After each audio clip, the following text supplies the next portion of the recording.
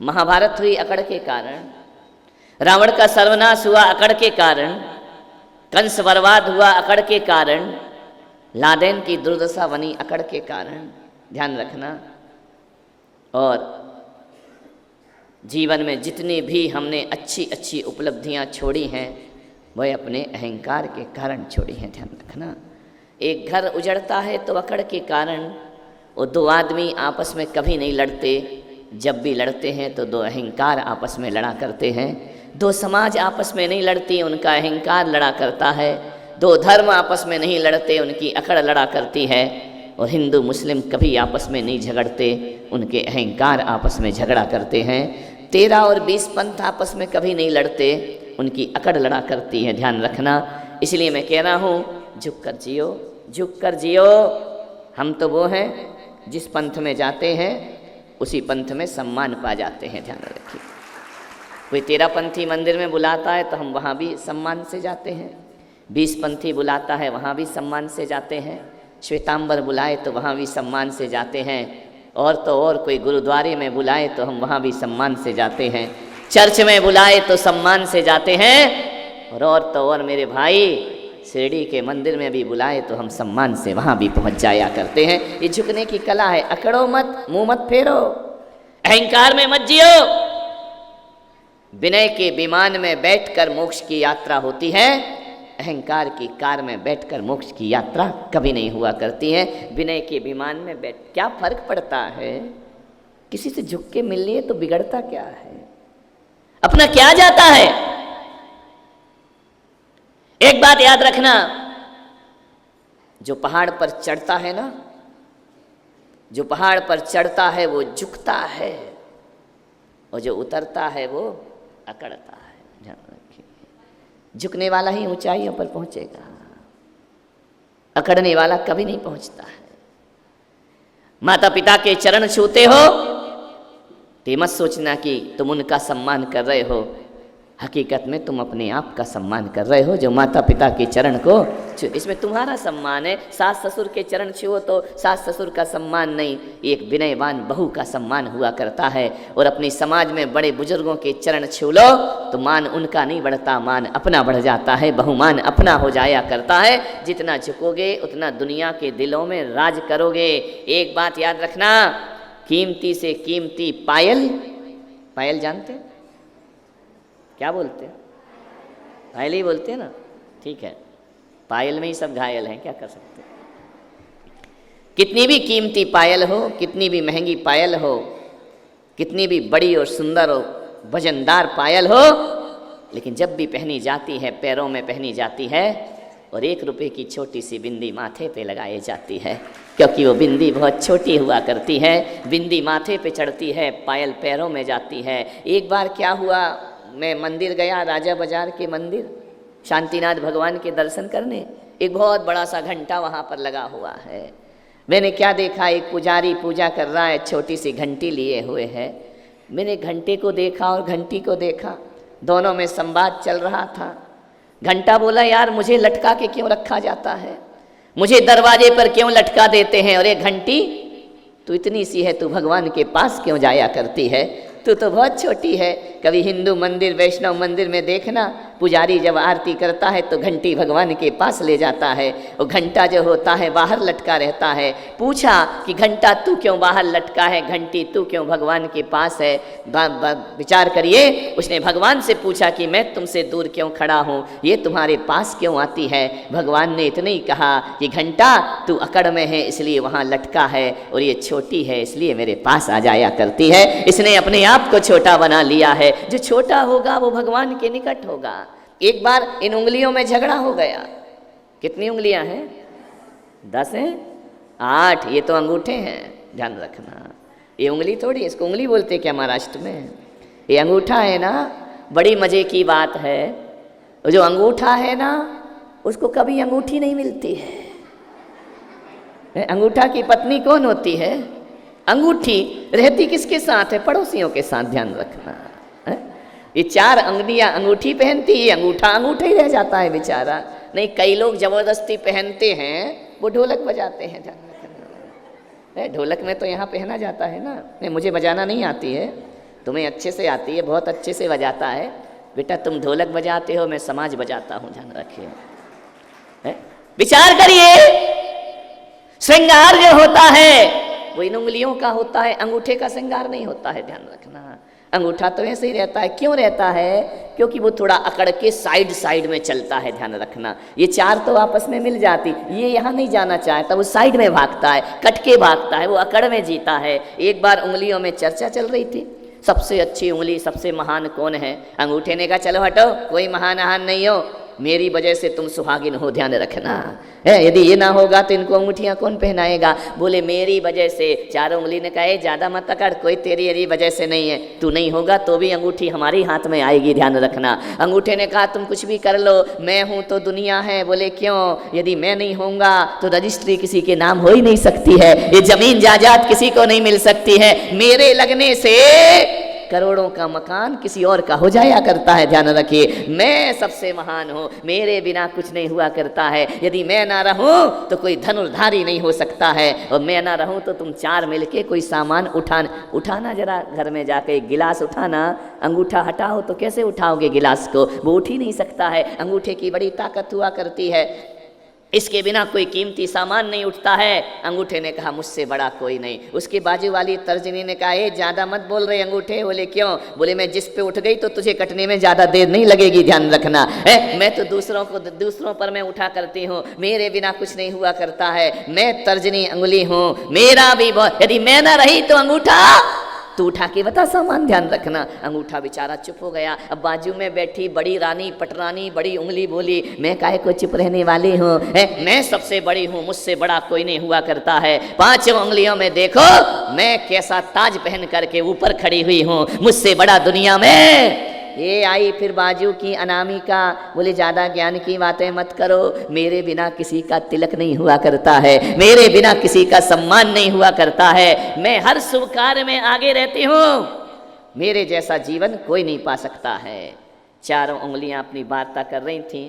अब छोटी by I, सबसे छोटी कनिष्ठा, उसने कहा देखो मैं तो कुछ जानती नहीं हूँ, मुझे कुछ आता नहीं है, भोली भाली हूँ, छोटी सी हूँ, लेकिन फिर भी मैं कह सकती हूँ मैं सबसे ज़्यादा महान अपने को समझती हूँ। मैं मानती नहीं हूँ लेकिन समझती हूँ, मैं अपने आप को सबसे ज़्यादा पुण्यशाली सौभाग्यशाली समझती हूँ। चारों ने कहा क्यों री इतनी छोटी ज़्यादा बकबक कर रही है क्या, तू कैसे सौभाग्यशाली हो गई? बोले इसलिए हो गई कि जब भी लोग गुरु के पास जाते हैं, भगवान के दर्शन करते हैं, मंदिर को जाते हैं, और जब हाथ जोड़ते हैं तो सबसे पहले मैं आगे खड़ी रहती हूँ, मैं विनम्र रहती हूँ, इसलिए मैं सबसे ज्यादा प्रणाम करने में सबसे आगे कौन खड़ी है?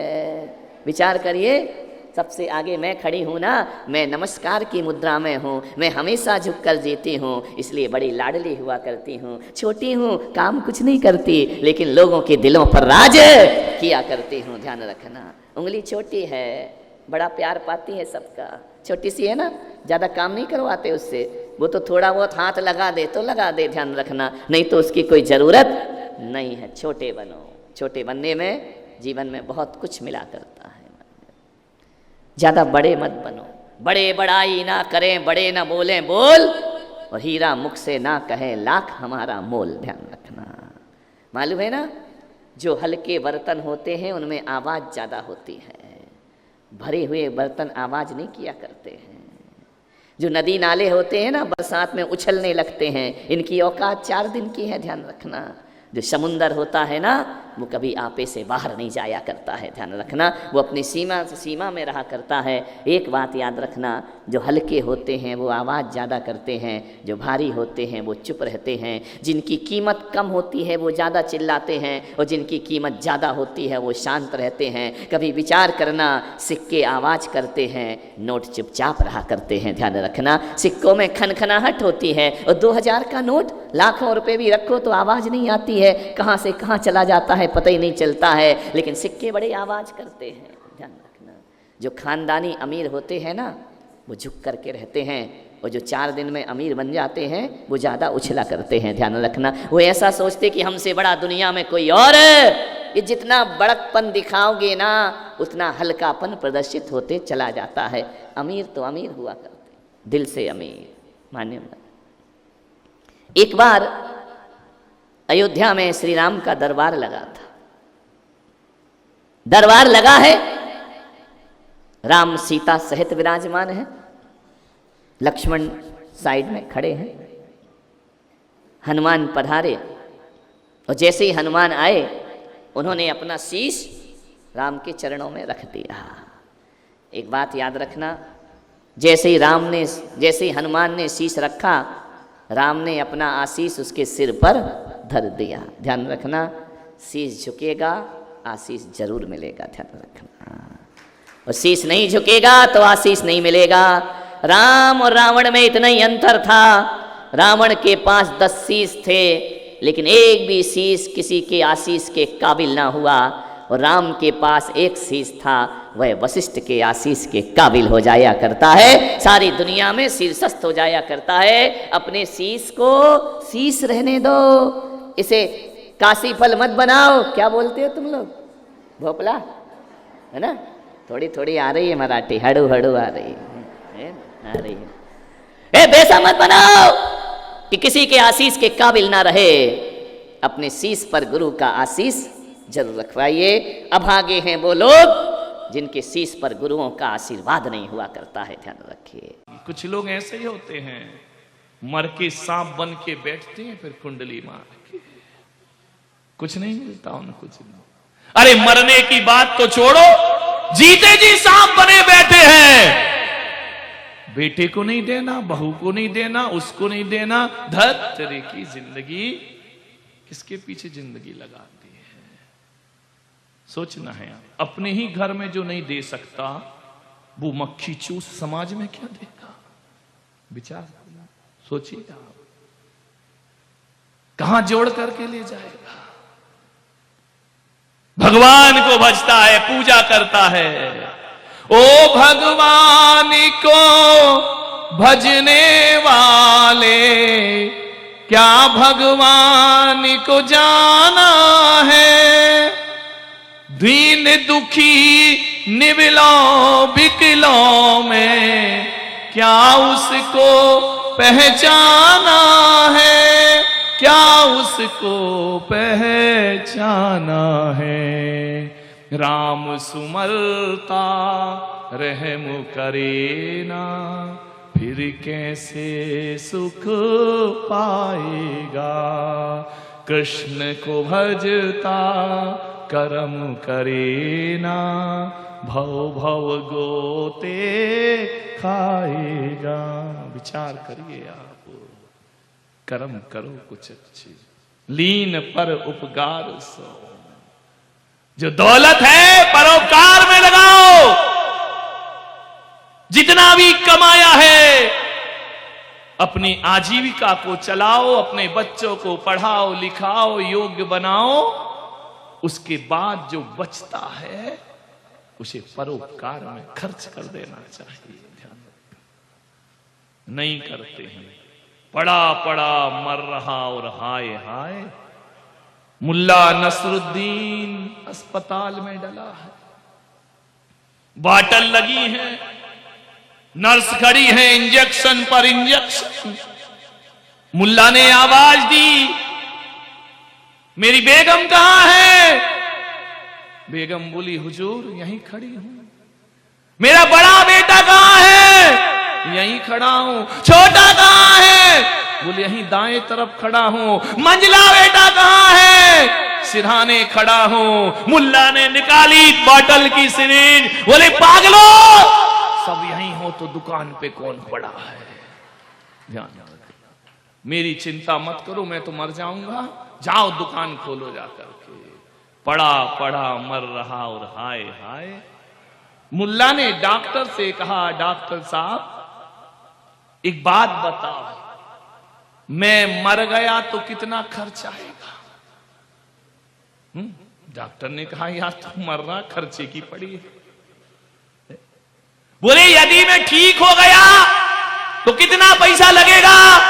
डॉक्टर ने कहा, यही मेरी फीस लगेगी, दवाइयां लगेंगी, फल फ्रूट ले रहे हो वो लगेगा, अस्पताल का किराया। अरे बोले टोटल बताओ।